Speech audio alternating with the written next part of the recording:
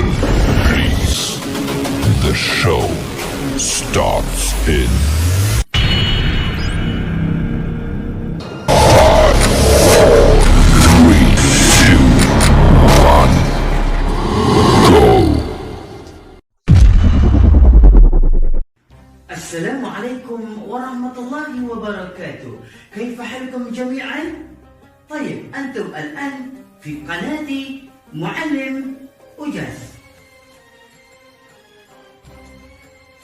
طيب، أنتم معي في برنامج حيا بالعربية.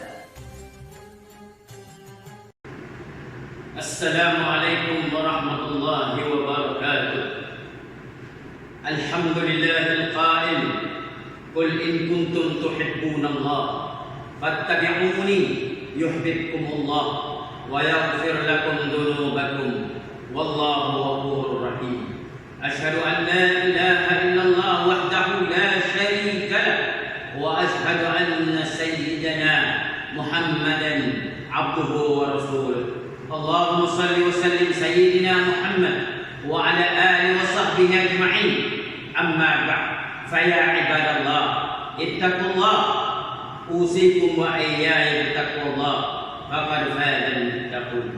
Sidang Jumaat yang dirahmati Allah Subhanahu wa taala, saya berpesan kepada diri saya dan menyeru kepada sidang Jumaat yang dikasihi sekalian, marilah sama-sama kita bertakwa kepada Allah Subhanahu wa taala dengan sebenar-benar takwanya, serta melaksanakan segala perintahnya dan menjauhi segala larangannya. Semoga ketakwaan yang ditambah nilai itu membentuk kita menjadi insan soleh.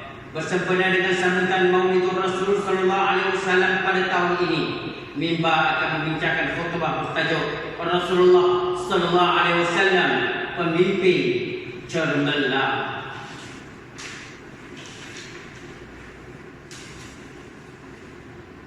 Sidang Jumaat yang dirahmati Allah Subhanahu wa taala, pada prinsipnya setiap manusia adalah pemimpin.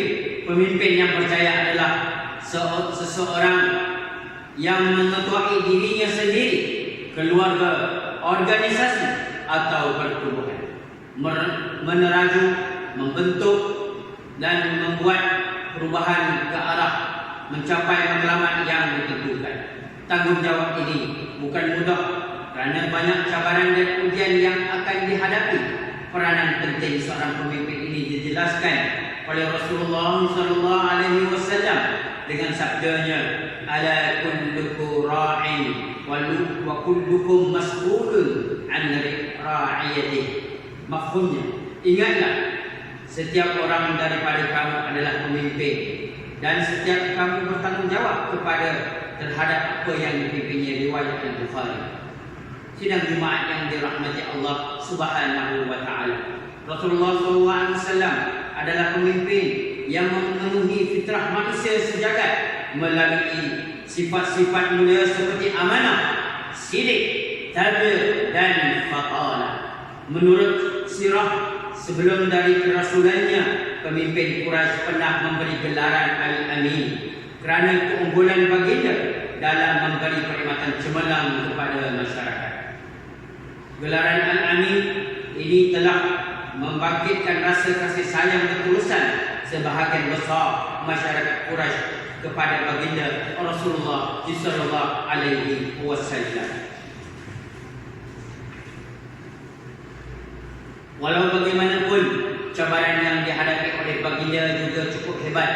Sebagai contoh, Abu Jahal, seorang pemimpin kanan Quraisy, pernah menawarkan jawatan raja, perempuan cantik dan harta kekayaan supaya Rasulullah SAW tidak meneruskan perjuangan Islam. Namun berdasarkan keunggulan dan maruah kepimpinan Islam, maka Rasulullah SAW menolak semua tawaran itu. Selain Abu Jahal, Al-Quran juga menyebut beberapa watak pemimpin korup yang tidak bermaruah sehingga merosakkan negara, memecah belahkan masyarakat dan kesengsaraan kepada keluarga yang akhirnya semasa di dunia lagi telah menerima balasan azab terhadap kekejaman yang dilakukan dilakukannya, antaranya Fir'aun, Haman dan juga Qarun. Menurut Profesor Dr. Syekh Yusuf Al-Qardawi menjelaskan bahawa Fir'aun adalah pemerintah diktator, mempunyai bidang kuasa mutlak, menghukum musuhnya sesuka hati dan mendakwa dirinya Tuhan kerana meyakini tidak ada kuasa lain yang boleh menggugat pemerintahannya.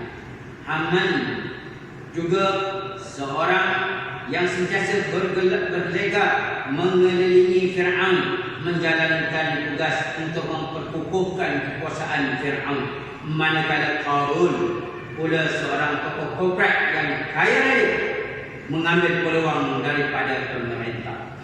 Beliau membantu pemerintah dengan keuangannya dengan harapan akan mengaut habuan lebih besar tanpa mempedulikan penderitaan orang lain. Kesemua watak-watak pemimpin ini yang dirakamkan di dalam Al-Quranul Karim memperlihatkan golongan yang tamak kuasa, mengejar jawatan, mengaut keuntungan dan kemewahan dunia di atas penderitaan orang lain, yang akhirnya mereka ini dimusnahkan oleh Allah Subhanahu wa Ta'ala di dunia dan menjadi sehina-hina manusia.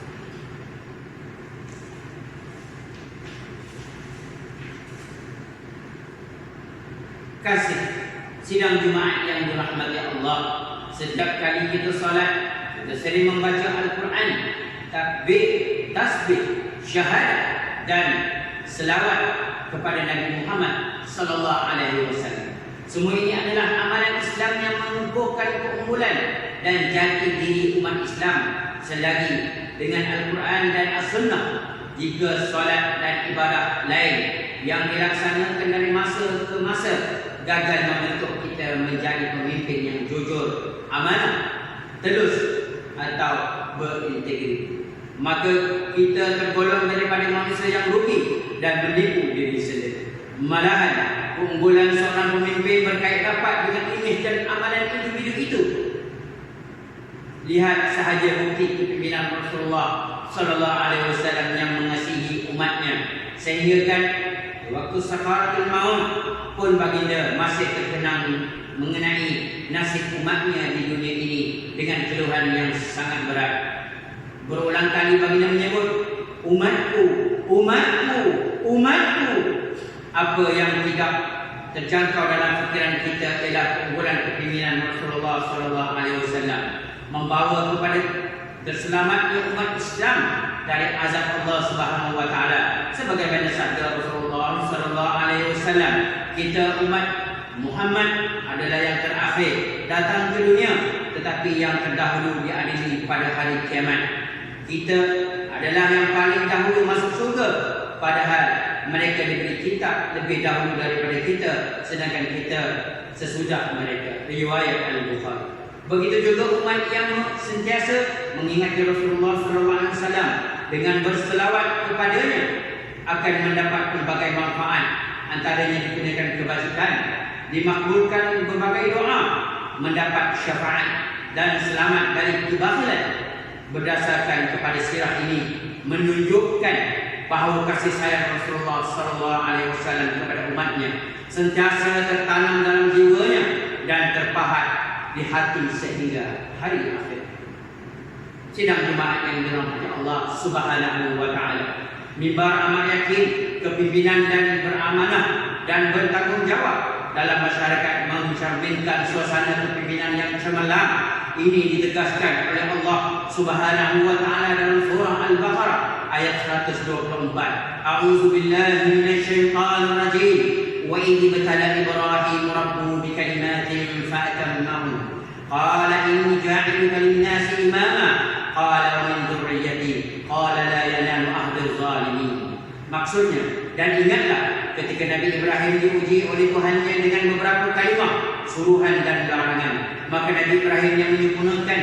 Setelah itu firman Allah Subhanahu wa Ta'ala, sesungguhnya aku melantikmu menjadi imam, pemimpin ikatan bagi umat manusia. Nabi Ibrahim pun memohon dengan berkata, ya Tuhanku, jadikanlah juga apa jua kiranya dari keturunanku pemimpin-pemimpin ikutan Allah berfirman, permohonan diterima, tetapi janjiku ini tidak akan didapati. Apa yang jelas dalam ayat ini bahawa kepimpinan bukan sekadar perjanjian antara pemimpin dengan masyarakat, tetapi ini juga merupakan ikatan perjanjian antara pemimpin dengan Allah Subhanahu wa Ta'ala. Sebagai seorang pemimpin, hendaklah mementingkan keadilan dalam melaksanakan sesuatu tanggungjawab.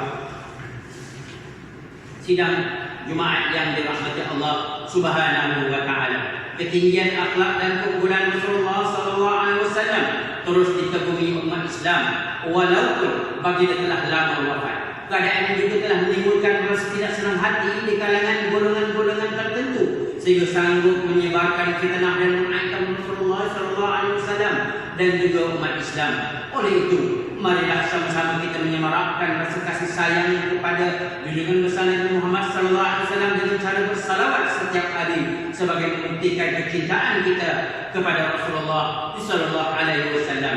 Pada masa yang sama, semua pihak hendaklah mengisafi diri dengan mempertingkatkan kualiti jati diri dan keunggulan yang telah dicontohi Rasulullah sallallahu alaihi wasallam pada para sahabat melalui langkah-langkah berikut. Yang pertama, memantapkan urusan pentadbiran negara, masyarakat dan keluarga dengan mencontohi Rasulullah sallallahu alaihi wasallam dan berpandukan syariat Islam. Yang kedua, menjauhi daripada mencontohi watak tokoh pemimpin yang korupsi, yang tidak beretika. Yang ketiga, mereka yang tiada integriti, accountability, walaupun terlepas hukuman di dunia tetapi tidak terlepas daripada hukuman Allah Subhanahu wa Ta'ala pada akhirat kelak. Dan yang keempat, pemimpin yang unggul akan lebih dihormati, dikagumi dan disayangi oleh masyarakat. Mengakhiri khutbah pada minggu ini, marilah sama-sama kita merenung firman Allah Subhanahu wa Ta'ala dalam surah As-Saff ayat 2 hingga 3. A'udzu billahi minasyaitonir rajim. Ya ayyuhalladzina amanu lima taqulu ma la taf'alun. Kabura maqtan indallahi an taqulu ma la taf'alun. Maksudnya, wahai orang-orang yang beriman, mengapa kamu memperkatakan apa yang kamu tidak melakukannya? Amat besar kebencian di sisi Allah Subhanahu wa Ta'ala bahawa kamu memperkatakan sesuatu yang kamu tidak lakukannya. Barakallahu li wa lakum fil Qur'anil azim wa nafa'ani wa iyyakum bima fihi min ayati wa dzikril hakim wa taqabbal minni wa minkum tilawatahu innahu was-sami'ul 'alim. Aqulu qawli hadha wa astaghfirullah li wa lakum wa lisa'iril muslimin wal muslimat wal mu'minin wal mu'minat fastaghfiruhu fa ya fawzal mustaghfirin wa ya najatat